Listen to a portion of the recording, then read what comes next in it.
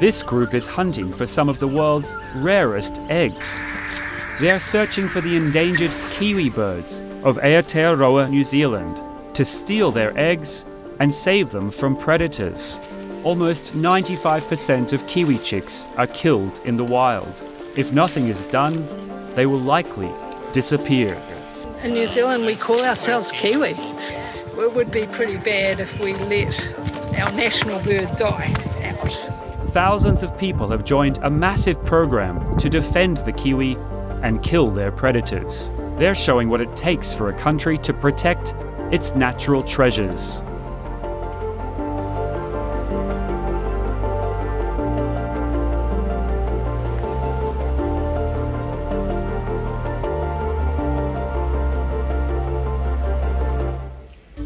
In the lush hills of the Coromandel Peninsula in New Zealand's North Island, a remarkable rescue mission is underway, giving signs of hope for an endangered national symbol, the kiwi. Few people ever see kiwi in the wild. Bronnie Kennedy has. The encounter motivated her to help save them from extinction. I have actually seen a kiwi on a visit to New Zealand some years ago. It was amazing to see that tiny little bird that is so vulnerable, and the group of kiwis, as in New Zealanders that I was with, they themselves had never seen a kiwi in the wild, so it was a pretty amazing experience to have that opportunity. The retired school teacher is part of a project to stop the decline of the kiwi population. New Zealand was once home to some 12 million kiwi. Now there are less than 70,000. At least 20 are killed every week by invasive animals like stoats, ferrets and rats. Good morning, everyone. Hi, Bonnie. Beautiful day. Yeah, it is. To save the kiwi, these rescuers must become like the predators.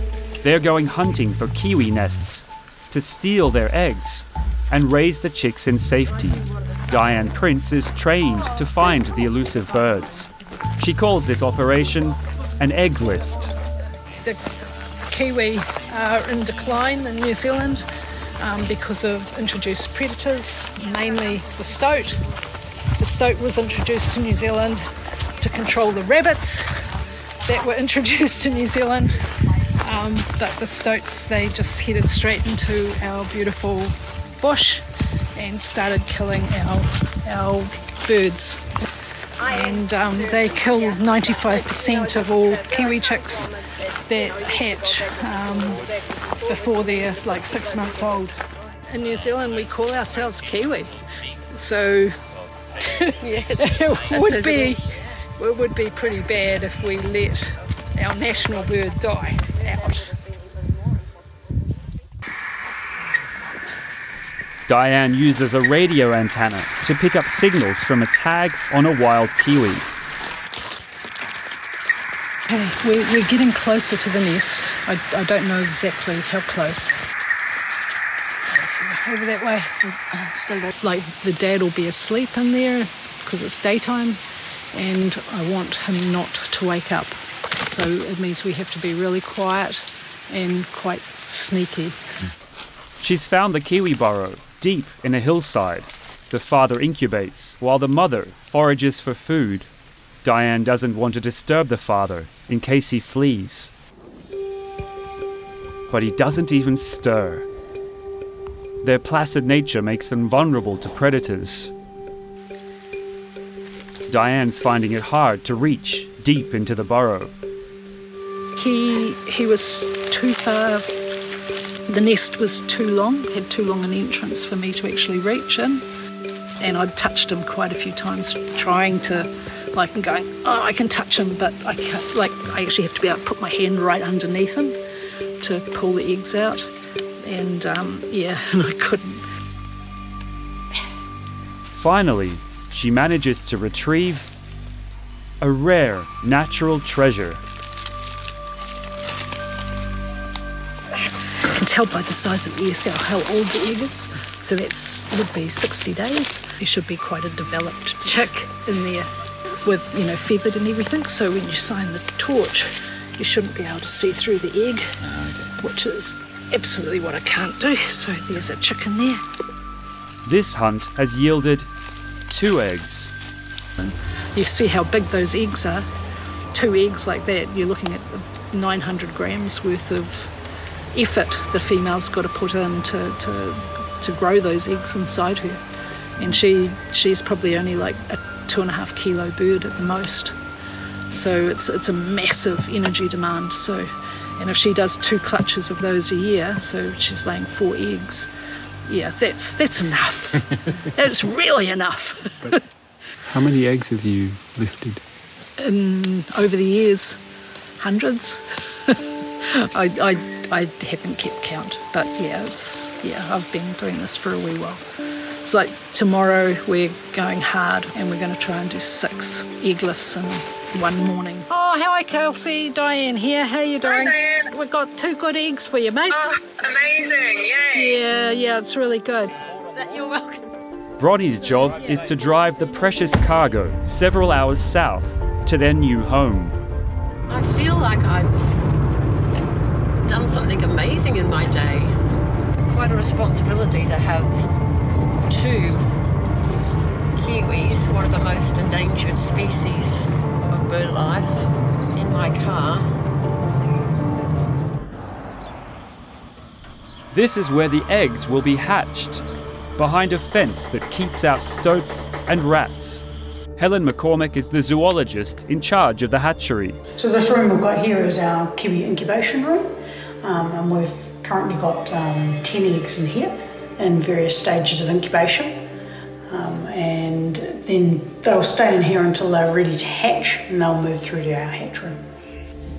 This is one of 2 main kiwi hatching facilities in New Zealand. The eggs are maturing in special purpose incubators.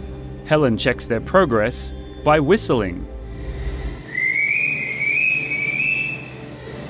And I'm whistling to try and stimulate them to watch how much the egg is moving, and it's an indication of health of the chick. I can see how much energy the chick has. And so to see great big wobbles on the bench like that, you could see the whole egg moving, is fantastic. That's exactly what we want to see. Next, she uses a flashlight to see through the shell for signs that the chick has broken into its internal air cell. So he's partway through hatch now, and I'll move him through to the hatch room now, where he may spend another couple of days before he fully breaks out of the shell. So that whole process, hatching process, from internal pip to hatching out, can take 3 to 5 days. So it's a really long process, and by the end of it, they're pretty tired. On the Coromandel Peninsula, Bronnie is on another mission, hunting the hunters. Each month, she hikes through bushland to check traps. Kiwi won't be safe in the wild as long as predators roam free. This is our trap. Well, you can see we don't have any kill in this one. The amount of pounds per square inch that these traps have is quite incredible, and they're really difficult to reset. And you have to be very careful you don't get your hand in the way. The government has set the goal of making New Zealand predator-free by the year 2050. The trappers use bait such as fishy liquid and eggs. Most of Bronnie's traps are empty, but finally she has some success. Ah, we have one. A small rat, but a rat nonetheless. Yeah, I think he's been here a while. One less rat on the Coromandel. Refill it now and hope that another rat passing this way will meet the same fate. The program is working. In some areas, the kiwi population decline is slowing and even reversing.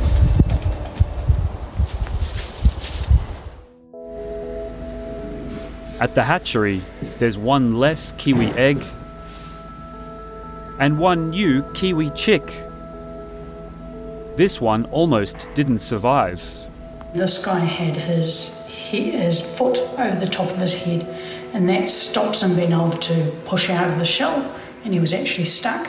So I had to assist him to be able to get out of the egg and allow him to bring that foot down so it's not over the head, and then he was able to push his last just out of the shell. In the wild, that one would have actually died. A chick bred here has a 65% chance of surviving to adulthood, compared to just 5% in the wild.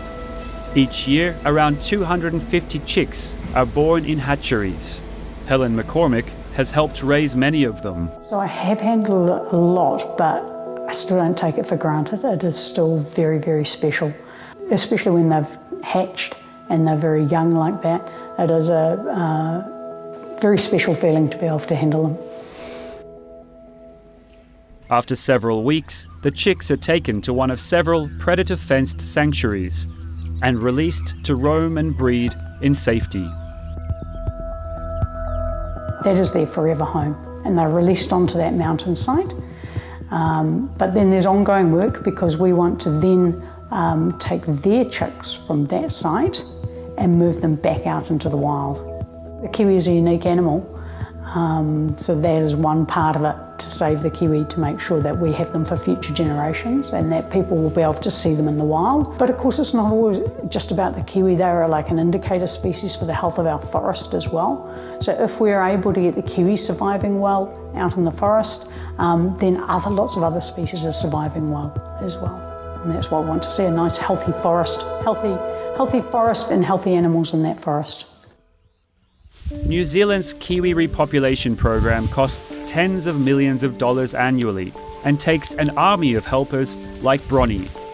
And it's expanding, with predator-controlled areas set to double in size in the coming years. See part of this bushland here? It's a lovely thick forest. If we can get a corridor of that continuing along the peninsula, it will be a nice environment for the kiwi, provided, of course, we can keep the stoats and rats out of that area.